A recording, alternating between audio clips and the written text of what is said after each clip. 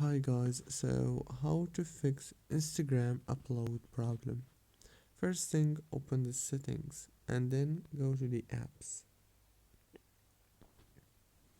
So when you open the apps, search here for Instagram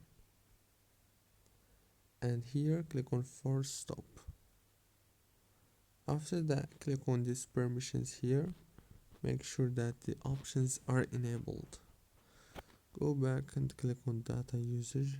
Make sure to enable also everything here and go back, click on storage, click on clear data, click on delete. Go back, open the Play Store, search for Instagram and update it. So that's it. Don't forget to like and subscribe. Thank you for watching.